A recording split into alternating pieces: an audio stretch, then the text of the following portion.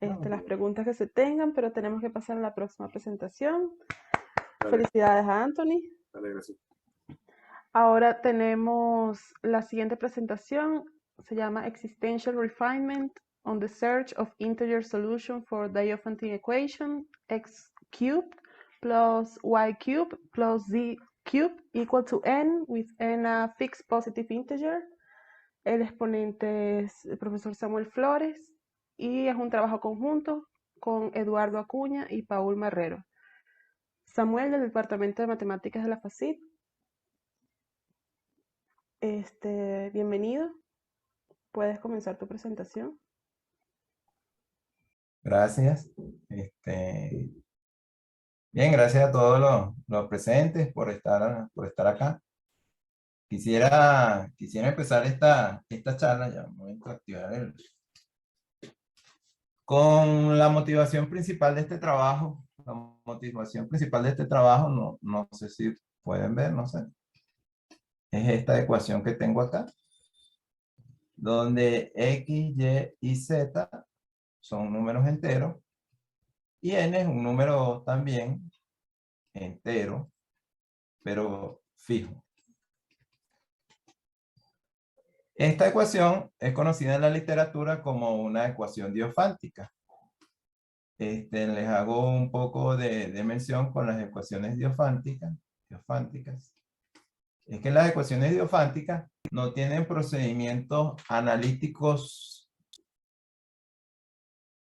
concretos para cualquier n. Es decir, o cualquier exponente, x cubo, x5, dependiendo de la ecuación que usted resuelva.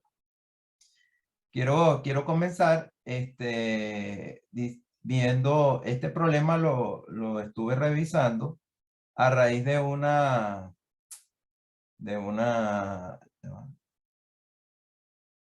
un seminario que se dio.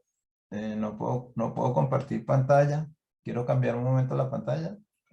¿Será el problema ya o el problema mío? Tienes que dejar de compartir y volver a compartir la pantalla que quieres compartir. Bueno, sí lo estoy haciendo, pero no sé, no funciona, parece. Yo estoy viendo la pizarra. La ¿Quieres primera. compartir otra cosa? Sí, sí. Tienes que dejar de compartir la pantalla. Un momentico. Aquí, a ver, a regresar a la reunión. Stop sharing y después vuelves a compartir la pantalla que quieres. Ok, listo. Ahora sí me activo. Creo que es un tema de señal de- Yo aún no lo veo. Yo sigo viendo la pizarra. No sé si mi internet. Yo creo que puede ser un tema de internet. Bueno, entonces, dejar de compartir acá. Ok, ahora sí dejé de compartir. Ok, Eso, dejaste de compartir. ok. Ah, ahora sí les quiero compartir. Bueno, entonces, este trabajo, empieza en principio revisando esta ecuación diofántica. No estás compartiendo nada. Sí, aún no lo vemos. Ah, voy a eso, Diego, ¿oíste? Que es un tema de la máquina y de la conexión de internet. El problema, uno cuando ve este problema y por ejemplo fija en igual 29, uno consigue una solución bastante sencilla, que es 3, 1 y 1, ¿no? Si usted le lleva 3 al cubo, le da 27, le suma 1 al cubo, que es 1, le da 28 y se suma 1 más, le da 29. Aún no vemos tu Resulta pantalla. que... ¿No quieres Ajá, esperar ya, a que se ya, comparta? sí, ya va, déjame, que estoy intentando otra vez volver a compartir para... Ok. Ya la tengo. Ya un minuto que está problema de internet, pero No, vamos a ver si... yo te aviso cuando aparezca aquí. Ajá, ok. Minuto que tengo un problema aquí. Ya voy a buscar otra vez la presentación.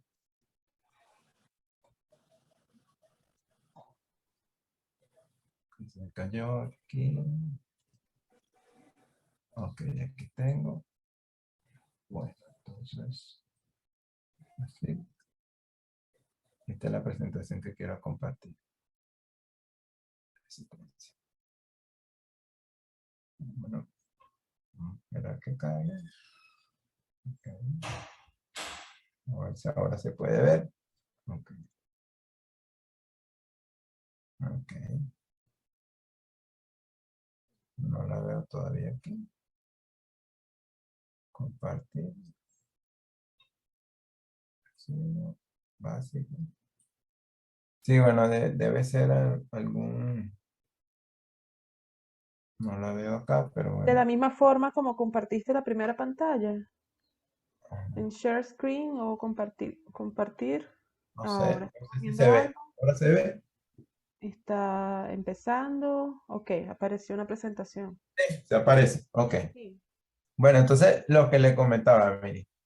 En el año 2014, el profesor Villor Punin, él dio en el Hendrik Lecture un talk que hablaba de indecibilidad en teoría de números, ¿no? Es interesante este talk, tal como uno siempre ve los talks en matemáticas, porque aquí hay dos conexiones. Está conectado un área lógica, que es la indecibilidad, pruebas de consistencia y todo esto, y teoría de conjuntos también, y está conectada a otra área de la matemática, que es un área como un poco más finita, digamos, que es teoría de números. Indecibilidad estamos pensando en cardinalidad y cosas infinitas, y en teoría de números estamos pensando en cosas muy concretas. Entonces es una conexión entre dos cosas. Llama la atención que el primer talk que da él aquí habla de esta ecuación. Y esta ecuación es justamente una ecuación diofántica, cuya solución yo les mencionaba es una solución sencilla. Uno pudiera pensar, bueno, entonces si yo cambio cualquier n, entonces debería obtener, pues, solución. Es lo que uno en principio piensa. Sin embargo, cuando se planteó resolverla numéricamente para 30, mediante algún procedimiento, entonces se obtuvo esta solución. Llama la atención, ¿verdad? Que simplemente, si uno viera esta ecuación, ¿verdad? Como una dinámica y perturba simplemente esta ecuación, ¿verdad? Pensando en esos términos, uno se da cuenta que una perturbación mínimo, fíjense cómo cambia aquí la cantidad de dígitos. Fíjense que aquí tengo unos enteros sumamente grandes, al menos tengo 3, 6, 9, enteros de 9 dígitos.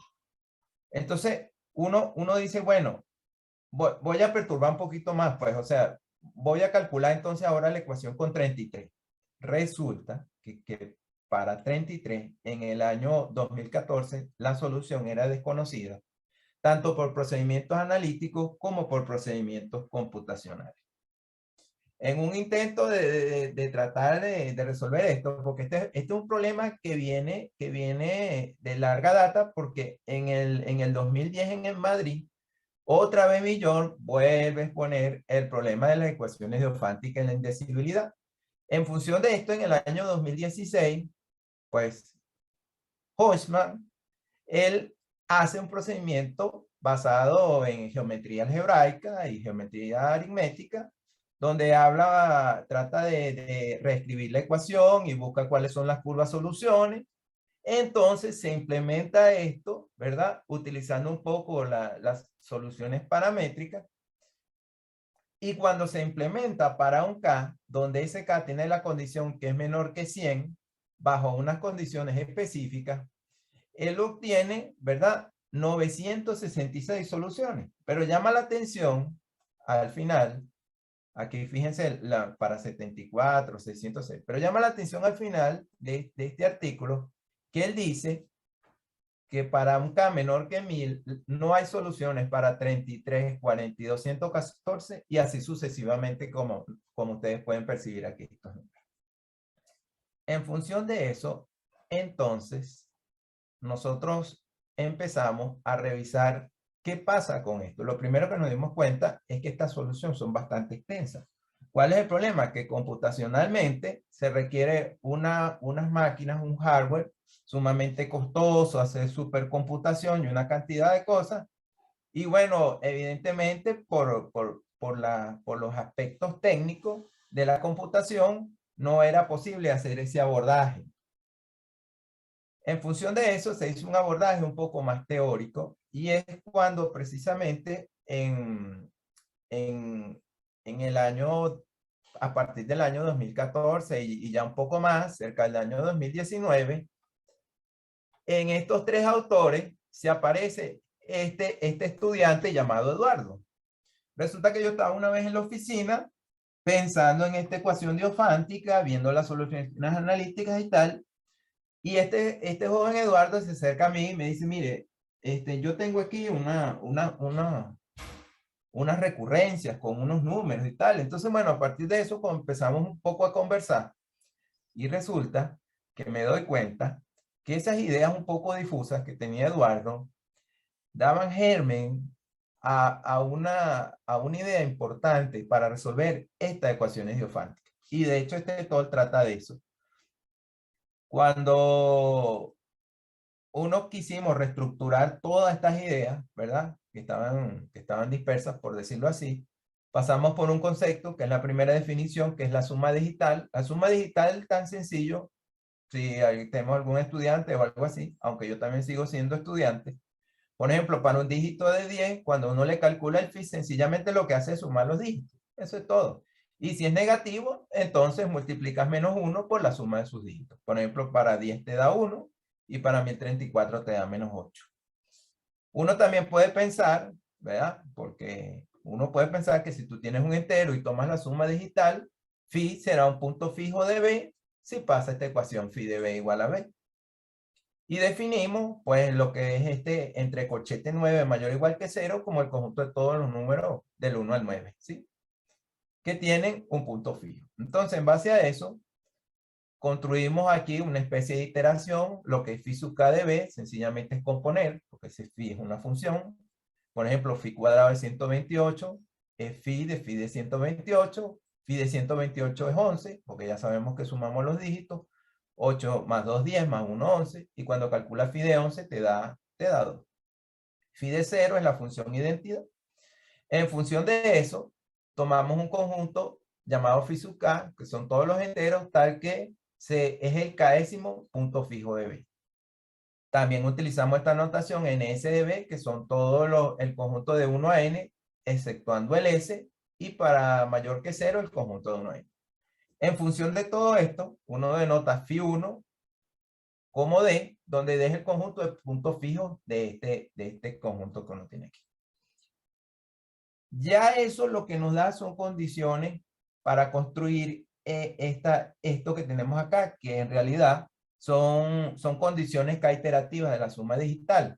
Si yo tengo un número como una representación digital y phi su suma digital, una condición K iterativa es que phi de B es D, siempre que D no pertenezca a n sub 0. Entonces existe un único entero K, tal que phi sub K de B es n. Y si phi está en este conjunto en 9, entonces phi hay un punto fijo aquí. Por ejemplo, para el primer caso, phi de 31,56 es 15. Y cuando uno calcula phi de 15 te da 6. Ya sabemos que el phi es la suma de los dígitos. Por lo tanto, phi cuadrado de este número, 31,56, te da 6. O sea que el K es 2. La primera condición, existe un único entero. K es un entero, no hay problema. Y para la segunda condición tengo que phi de 4 es 4. Entonces el K para este es 1. Definido eso, definimos otra cosa más, lo que es una clase primal, que la denotamos phi sub K, que son todos los enteros, tal que K es congruente con n mod 9. Y esta clase primal es un subconjunto de números enteros, obviamente, en no vacío. Por el axioma del elemento minimal hay un elemento único, que además es minimal, que lo denotamos como Z sub phi. Ya visto esto, cuando se conversa un poco con Eduardo, él estaba trabajando y buscando patrones y recurrencias por un aspecto de una necesidad matemática con respecto a la matriz phi sub 9. ¿Qué es la matriz phi sub 9? Bueno, toma los números naturales y reordénalos en una cajita por columna. Eso es básicamente el sub phi. Bueno, por supuesto, si uno ve, se da cuenta que hay un principio de buen orden, puedo definir o existe, no defino, sino que existe un elemento mínimo, consecuencia del WOW. Y las columnas son las clases phi sub k. Y entonces, básicamente defino este caso n como la parte fraccional. Agarro n, parte de 9. Y de esta manera voy construyendo esto. Todo esto nos permite ahora pensar, como tengo números, puedo construir un álgebra. Por ejemplo, si yo tengo el 42 es clase 6. Y, o sea que el phi del 42 es phi sub 6. O sea que básicamente lo que ahora veo en el fondo que podemos construir un álgebra. Para ello necesito definir una aritmética. Probamos que hay una aritmética. Bueno, la aritmética la defino en función de unas tablas. Estas son mis phi. Estas son mis clases. Ya yo sé que cada clase pues un conjunto no vacío, hay un elemento minimal y ese elemento minimal son los números estos que yo coloco 2 con phi. Cuando me doy cuenta, si yo sumo dos números de la clase 1, esto me va a dar siempre un número de la clase 2. Entonces, así defino la aritmética. El 18 es de clase 9 y el 11 es de clase 2. Resulta que la suma me da 29, que es clase 2, justamente. Entonces, así construyo mi tabla de adición, defino mi sustracción, ¿verdad? Luego de mi sustracción, defino tanto positivos para negativos, defino la multiplicación ahora. Y en la multiplicación, observo que cuando yo multiplico dos números, el clase 2 por clase 4 me da un número clase 8. Y clase 4 por clase 2 me da un número clase 8. Pero cuando multiplico un número clase 2 por clase 3, me da clase 6. Entonces hay una recurrencia, hay un patrón. Finalmente, aquí hay algunos ejemplos. Si tomo el 19, que es clase 1, y lo multiplico por el 31, clase 4, me da el 589, que es clase 4. En función de eso, defino una potenciación. Y con la potenciación observo algo interesante. Cuando yo, independientemente del número que tenga de mi clase, lo elevo al cubo, siempre voy a tener la clase 1, 8 y 9. ¿Por qué hago mención de esto, potencia al cubo? Bueno, por la sencilla razón que estoy pensando en mi ecuación diofántica, aquí cubo más y cubo más z cubo. Ok, entonces fíjense que si yo tomo un número 12, que es clase 3, y lo elevo al cubo, me da el 1728, que también es clase 3. O sea que yo tomo un número 3 y lo elevo al cubo, me da un número clase 9. Entonces, Un minuto. 5 minutos, disculpa. 5 minutos. Gracias. Resulta que en función de esto se diseña un algoritmo, ¿verdad? Tengo mi ecuación diofántica, que es cubo más y cubo más z cubo, donde este n ahora es un entero positivo y lo que quiero es que mi algoritmo me diga si tengo o no solución. Entonces, ¿cómo sería el algoritmo? Bueno, defino esta función tau que va de z a todo mi conjunto de matriz que está ordenado por columna, donde este n es k congruente con módulo 9 y el algoritmo sería lo siguiente. Mi entrada es n, mi salida existe una solución, ¿verdad? O un mensaje que me dice que no existe la solución. ¿Cuáles son los pasos de mi algoritmo? Bueno, calculo el tau sub n, luego defino cuál es mi clase phi sub k definida en el paso 1. Si existe ese phi sub k sub j que pertenece a este conjunto, que lo voy a denotar x, y, z, cuando yo calculo que los elevo al cubo, tengo asociado un k sub 3, recuerden por la condición k minimal.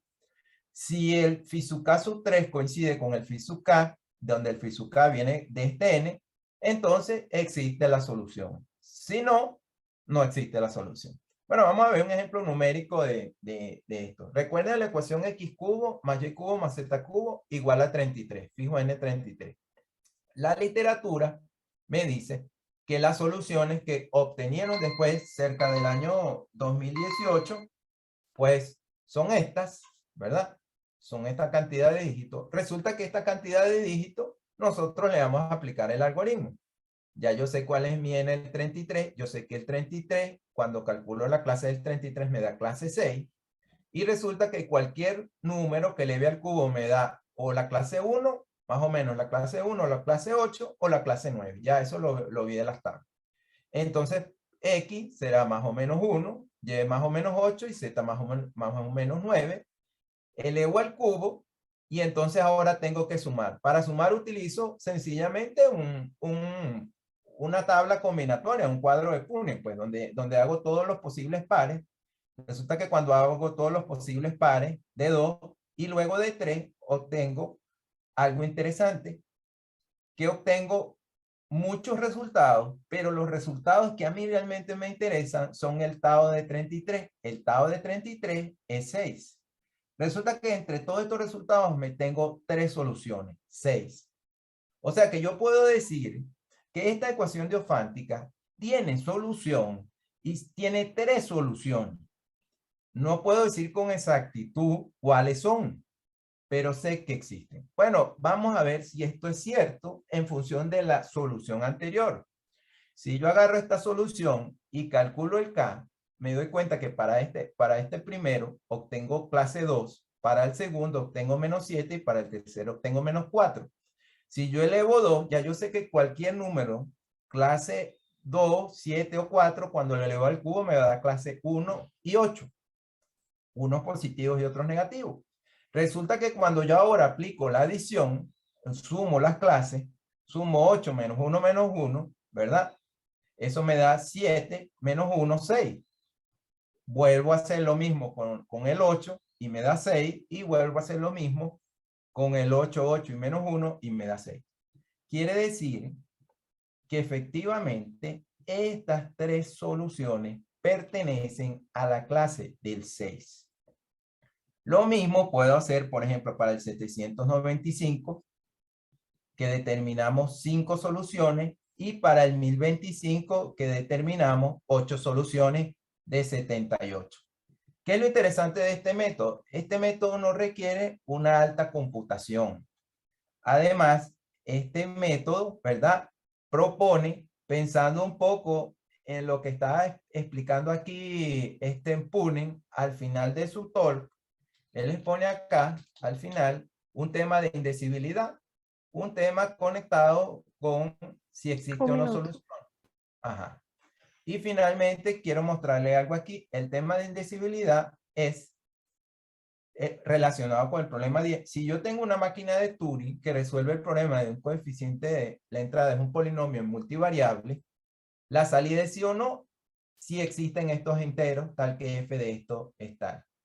Según Davis, Putnam y Robinson, en el 61 y Matyashevich, ellos dicen que no existe el algoritmo.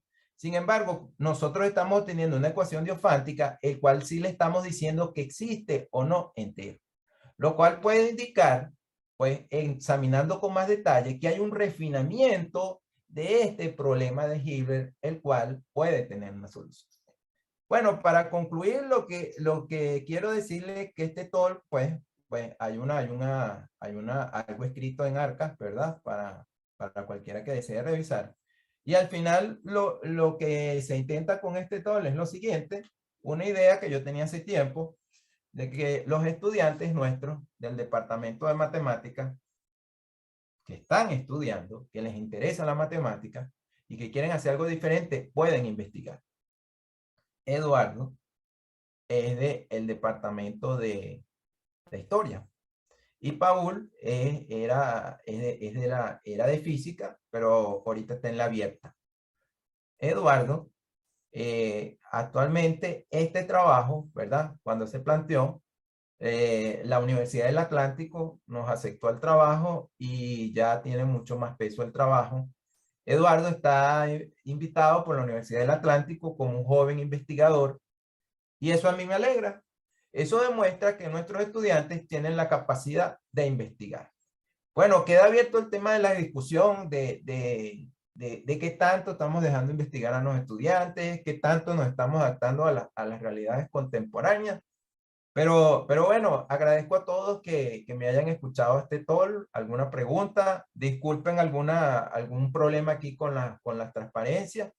Y si ustedes quieren revisar en el tema de Madrid, al final se expone en este problema una cantidad de todos los problemas asociados, ¿verdad? Haciendo con cuerpos p-ádicos, campos numéricos, funciones globales y todo este tipo de cosas, donde se incrementa la complejidad aritmética. Sencillamente nosotros tuvimos en los números enteros y entonces nos damos cuenta de que esta solución H10 entonces puede tener un refinamiento en la solución. Gracias a todos y bueno, estoy abierto a cualquier pregunta.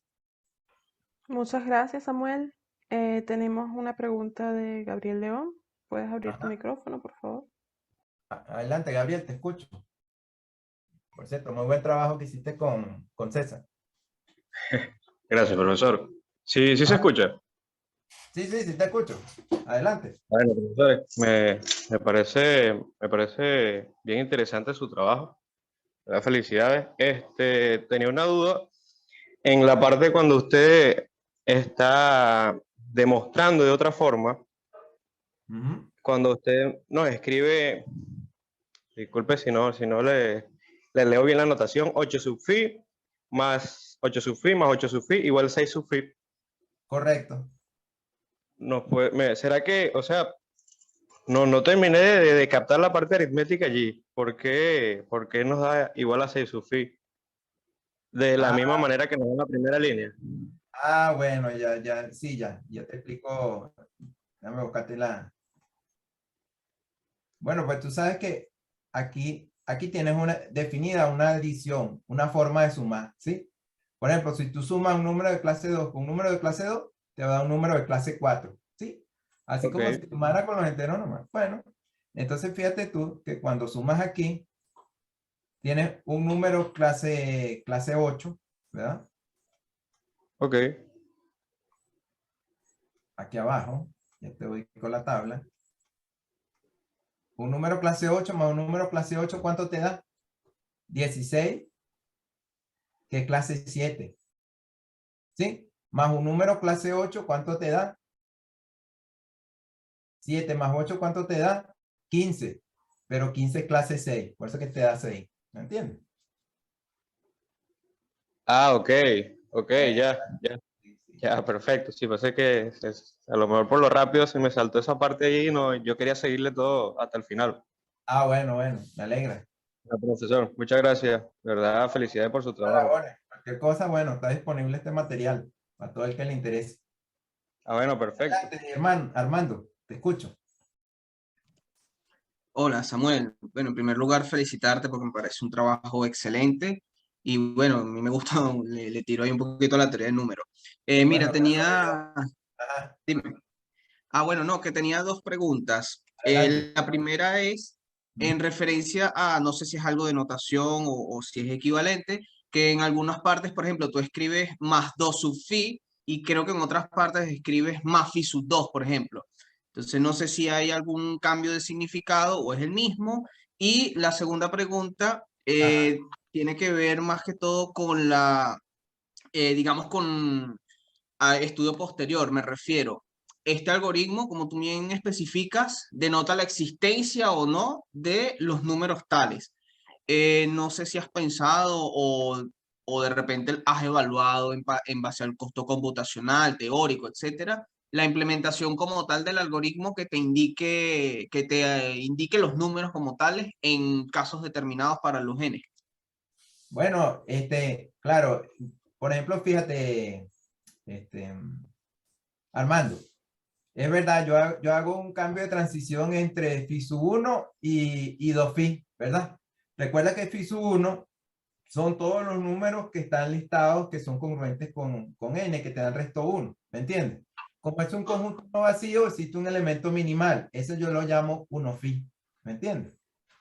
Entonces, claro, hago aquí un cambio entre lo que te estoy indicando aquí es que si tú sumas un número clase 1, ¿verdad? Con un número clase 1 te va a dar un número clase 2, ¿me entiendes? Entonces, para no hacer la notación engorrosa con el cuadro, colocando phi 2 y tal, porque después cuando definimos el álgebra había otro phi, entonces por eso que le colocamos 2 phi, ¿sí? O sea, básicamente es lo mismo, pero por la cuestión de notación.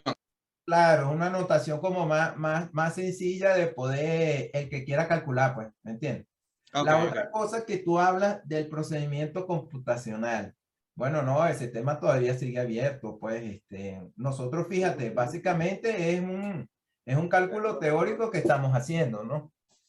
Por supuesto que estamos interesados en dar mucho más ejemplos para que más teóricos se den cuenta que esto no solamente permite, tenemos una hipótesis de resolver esta ecuación diofántica, sino podemos resolver cosas un poco más complejas. Por ejemplo, te muestro aquí, fíjate, estos son ecuaciones con índices primos, ¿sí?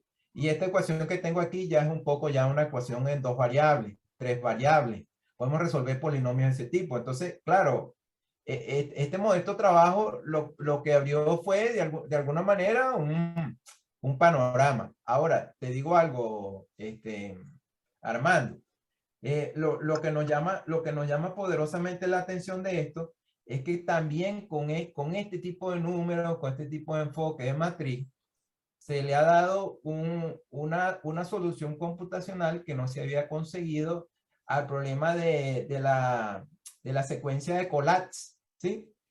Y de hecho, en la OASE, lo que registran los números, se registró una secuencia utilizando un poco este tipo de teoría. O sea que esto está dando origen a varias cosas, ¿no?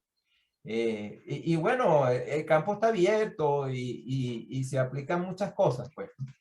Básicamente, acuérdense que históricamente en matemáticas las ecuaciones han dado origen a muchos avances, pues. Y bueno, esto modestamente es un trabajo que representa un poco una idea, ¿sí? Gracias, Samuel. Tenemos otra pregunta. Ajá. Ricardo Rivas puede abrir El profesor su Ricardo Rivas, adelante. micrófono, por favor. Escucho. Y no se abrió y se abrió. Buenos días a todos. Muy interesante, Samuel. Wow. Y muy bueno el discurso sobre los estudiantes de la investigación. Me gusta esa preocupación. Fíjate, ya tenía dos preguntas. La segunda la acabas de responder, las extensiones, esas que presentaste para distintas ecuaciones con varias variables y polinomios con grado primo. Eso se ve que estás pensando burda el problema porque pues, esas son las extensiones canónicas. Pero me queda, canónica por inevitable, no por trivial, me queda distinto.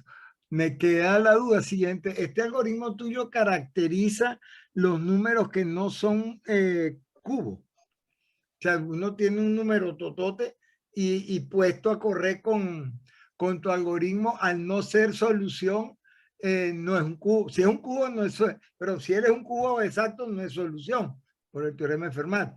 Pero pregunto, ¿esto es una caracterización de números cúbicos por la vía que no caminan en el algoritmo o hay otros números no cúbicos que no caminan? Gracias.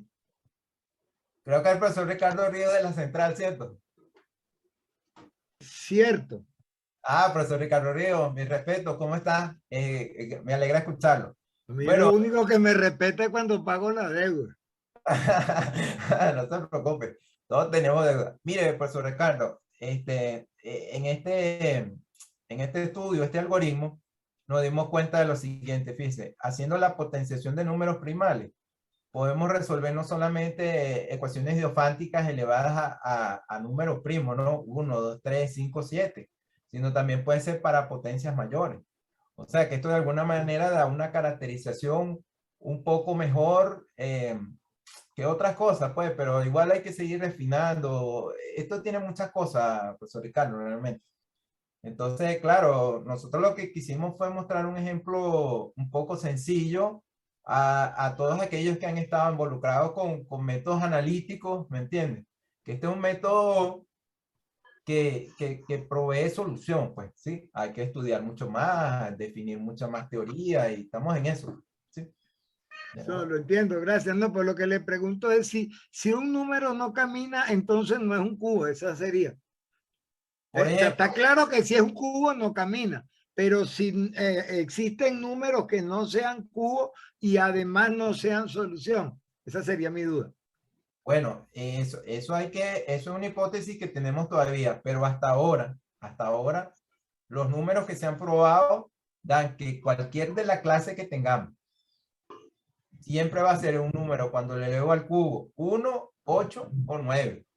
Eso sí es un resultado independientemente qué tan grande sea el número. Ese es muy fuerte, ¿sabes? Ese resultado. Bueno, profesor, a nosotros este modesto trabajo nos ha enseñado muchas cosas realmente. Básicamente que uno no sabe nada, ¿no? Pero sí en realidad hay muchas cosas que se pueden derivar de este resultado. Muy bueno, muchas gracias, felicitaciones. No, bueno, gracias a usted, profe, y también a los otros muchachos que también han colaborado para poder hacer esto, pues.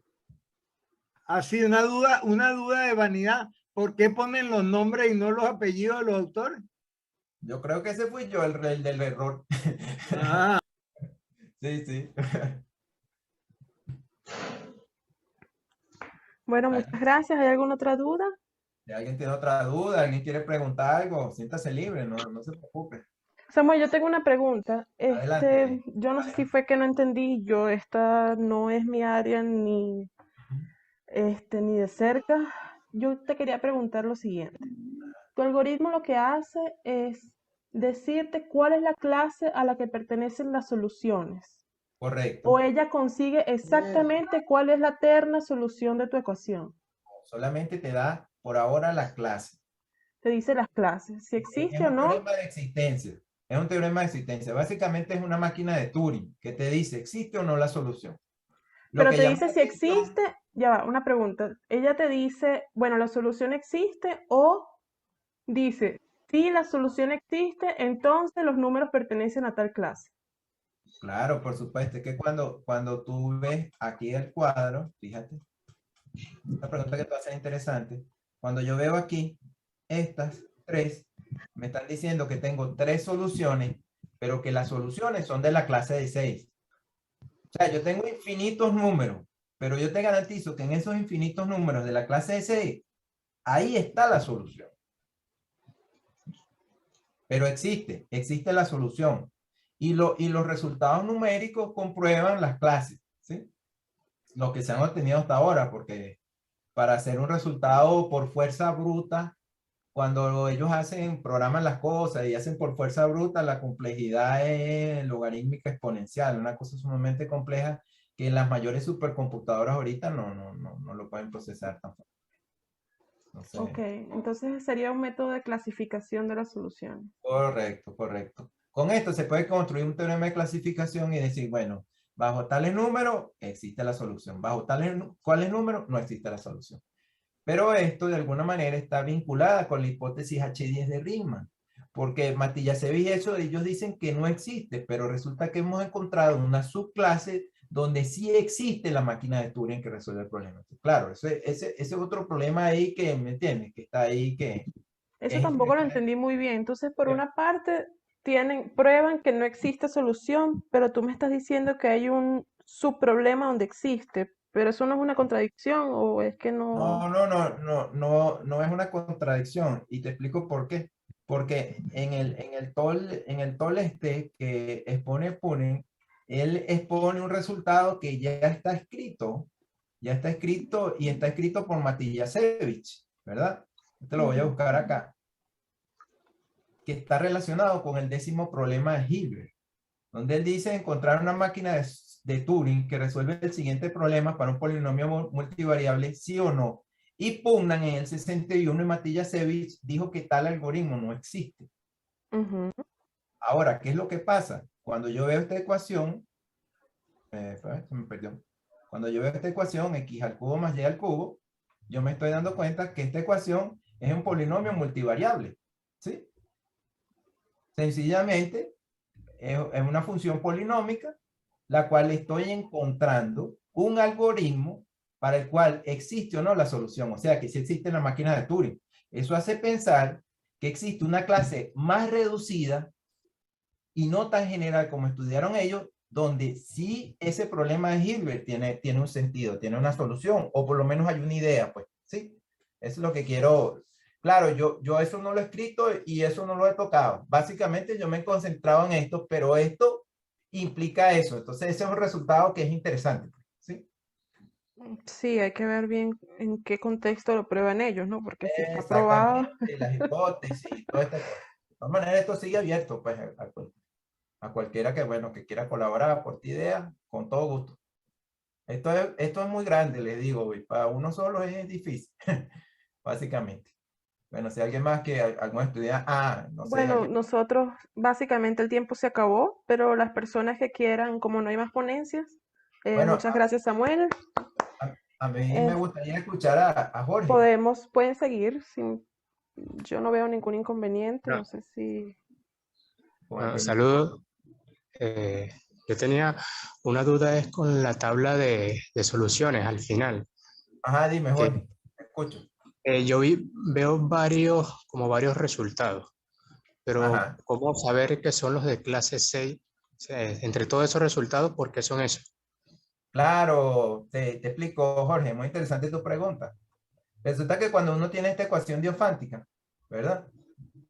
Y tú calculas que cubo más y al cubo igual a 33, y tú calculas el tau de 33, te da 6. ¿Me entiendes? El tau de 33 te da 6 o 6 phi, la clase Ok. 6. ¿Me entiendes? Entonces, por eso es que la cuestión es, claro, si yo llego aquí al lado derecho de la ecuación y calculo que ese número es clase 6, si yo sumo todos los números y los elevo al cubo respectivamente, primero los elevo al cubo y después los sumo y me da clase 6, la clase 6 igual a la clase 6. Dos conjuntos son iguales si tienen los mismos elementos, ¿cierto? Ok. Esa es la solución. Eso fue la idea germen que se tuvo hace tiempo y bueno, después se fue escribiendo las tablas, ordenando todo. ¿Sí? ¿Sí me entienden? Sí, sí, ya lo veo más claro. Ajá. Ok. Bueno, muchas gracias, profesor. No, gracias a ti pues por la pregunta. Bueno, y gracias a todos por escuchar. Si alguien más tiene otra duda, inquietud, bueno, con gusto. Chao, pues muchas gracias a todos. Hasta luego. Hasta luego, Hasta profesor luego. Ricardo. Me Muchas alegro gracias, Samuel, escucharlo. y No lo he muchas visto, gracias a pero me todos los alegro escucharlo. asistentes por haber atendido a este primer día de jornadas. Los invitamos a que mañana se conecten de nuevo, es el mismo link y bueno, los esperamos por acá. Y si abrimos las cámaras, digo, para tomar una foto, onda, para el coqueteo. Bueno, también lo podemos hacer mañana, pero está bien. Samuel, Claro, ¿puedes dejar Sí, de Samuel, le pedimos a es, Samuel que deje de compartir, exacto. Ah, bueno, ya voy. Listo. Claro, para la publicidad, la cosa. Claro. los que puedan? Además, Diego, tuvieron buenas las presentaciones de todos, me gustaron. Y verlos también, porque sé que unos Gracias, están afuera, gracias. otros están No, adentro. estuvo Pero bastante chévere. Y interesante. gracias, profesor Carlos, por permitirnos este espacio y por compartir, pues, este talk con todos y con los estudiantes también. Calidad, como una familia. Bueno, no, estoy muy contento por todo lo que se ha comentado hoy, ¿no? Ahora para mí el día de hoy ha sido todo un éxito. En algún momento tuvimos 20 personas y las personas que estuve observando los anoté porque algunos seguramente por problemas de conexión o disponibilidad de tiempo se tuvieron que salir, como Darwin Chiquito, Livia Quiñones, que de hecho Darwin Chiquito no sé quién es, ¿okay? Livia Quiñones y algunos otros. Tengo 27 anotados, o sea que mi expectativa es era llegar a 30 y bueno, casi. Muy contento de verdad. Qué Hay bueno. esperanza. ¿Cómo? Hay esperanza, hay esperanza. Hay esperanza. Yo voy a... Llegó No el sé del quién que iba a toma la cantar, foto. ¿no? Porque- Yo la puedo tomar, pero falta gente que abra sus cámaras. No importa, Armando, no importa si están en pijama. ¿verdad? Armando, Armando JC, que no, JC, ¿no? y Voy, ¿qué estoy? Otto también. Otto, LG, Exacto. LG K20 Plus, que no sé quién es. Sí, digamos 5 segundos, a ver, aunque bueno, casi nunca abren todas las cámaras cuando uno pide esto, así que yo creo que con los que están podemos hacer hacer la fotillo, la voy a hacer yo a la de 3, 1, 2, 3. Creo que estamos. Otra por si acaso. Ahí desordenada, como dicen aquí en Chile. No, bueno, yo de verdad que estoy muy contento también de haberlos visto y de haberlos escuchado. Sí, vale. Me gustó bastante. No les prometo estar mañana porque tengo una invitación.